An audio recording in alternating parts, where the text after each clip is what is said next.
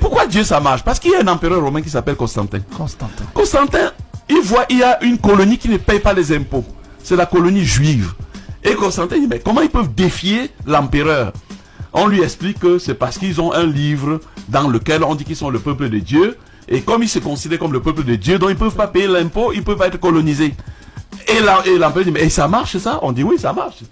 Et il dit, donc je peux utiliser ça et ne pas aller faire la guerre aux gens. Et il se plie naturellement. On essaye. Constantin prend donc des écrivains qui s'appellent Marc, qui s'appellent Jean. Il dit Luc, il dit Matthieu. Nous, on ne peut pas prendre le livre des Juifs parce que les Romains, on ne peut pas dire que nous, on prend un livre où on dit que c'est les Juifs qui sont le peuple de Dieu. On va écrire un livre où on dit que eux, ils ont tué le Fils de Dieu. Et ce Fils de Dieu, ils se sont maudits eux-mêmes en tuant. Donc le nouveau peuple élu, c'est qui? C'est les Romains. Alors, pour faire cela, on va aller chercher en Afrique. Puisque les Juifs, ils ont puisé en Afrique. Quand ils parlent d'un Dieu, c'était les pharaons qui avaient imaginé un Dieu unique. Donc le monothéisme est né en Afrique. C'est les pharaons qui imaginent, sauf que c'était le pharaon qui devenait Dieu. Alors ils vont plutôt faire une entité à part qui est Dieu. Donc il corrige les pharaons. Et Constantin, il est au courant, on retourne en Égypte. On prend un livre qui s'appelle le livre des morts. C'est un livre qui a 5000 ans. Et c'est dans ce livre qu'on a expliqué comment une reine égyptienne va recevoir un ange qui lui dira, tu vas enfanter. Et c'est comme ça donc qu'on va écrire toute l'histoire de Jésus. Jésus n'a jamais existé. Il est l'invention de Constantin. Et Constantin va donc réussir à utiliser cette nouvelle religion et pour dompter toute l'Europe jusqu'au nord de l'Europe sans plus utiliser les armes. Mais Constantin commet une erreur parce qu'il est trop gourmand. Il veut maintenant aller à l'Orient. Il forme les cardinaux qu'il laisse à Rome.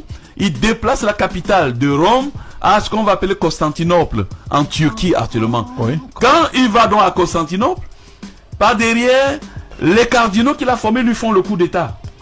Et disent, mais si nous on a écrit dans le livre que Pierre et Paul ont pris le relais des Juifs pour aller créer l'église du Seigneur, on ne peut plus leur dire qu'on avait déplacé, que ce n'était pas Rome, que c'était Constantinople. Ils ont donc fait le coup d'état pour dire non, lui s'est trompé, la capitale c'est Rome.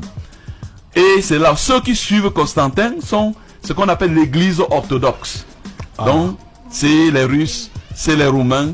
Et ceux qui ont adhéré au coup d'état, c'est les Romains. C'est l'église catholique.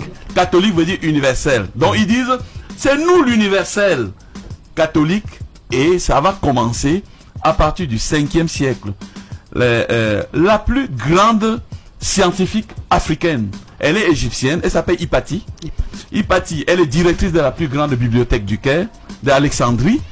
Et quand vous vous appelez Cyril, ça veut dire que vous honorez quelqu'un qui a tué la plus grande scientifique africaine. Parce que dans le nouveau livre, la femme ne doit pas parler devant un homme, la femme ne peut pas enseigner, la femme ne peut pas faire ça. Or, Hypatie, c'est une intellectuelle, elle est une physicienne, elle a étudié en Syrie, elle a étudié partout, elle a étudié en Grèce, elle est venue, donc, la connaissance. On va donc prendre Hypatie, on va faire le tour d'Alexandrie avec Hypatie, Cyril, qui est le monseigneur romain. Oui. Et on va couper un bras à Hypatie dans la rue d'Alexandrie. On va lui percer un œil. On va sortir ses intestins. On va faire tout le tout pour que toutes les femmes voient ce qui leur arrivera si elles continuent d'avoir un métier et de revendiquer qu'elles sont supérieures ou qu'elles sont légales d'un homme. Donc, quand vous appelez Cyril, parce qu'il a été fait saint, Cyril. Quand vous appelez Cyril, ça veut dire que vous célébrez, vous honorez. Et moi, c'est Bojiko. Et on va arriver dans le 8e siècle où ça marche tellement bien pour les Romains que Mahomet va dire, ah mais tiens, lui dit, je reconnais, Jésus a existé. Mais Dieu m'a dit que Jésus était l'avant-dernier prophète. Je suis le dernier. Et Dieu m'a donné les dernières instructions. Donc, rappelez-vous, Jésus amende la Bible juive. On crée le Nouveau Testament. Le Nouveau Testament invalide forcément l'Ancien. C'est pour ça qu'on l'appelle Nouveau Testament. Puisque dans l'Ancien, il n'y avait pas que Dieu ne peut pas se recorriger. C'est Dieu quand même. Oui. Bon, mais les Romains ont inventé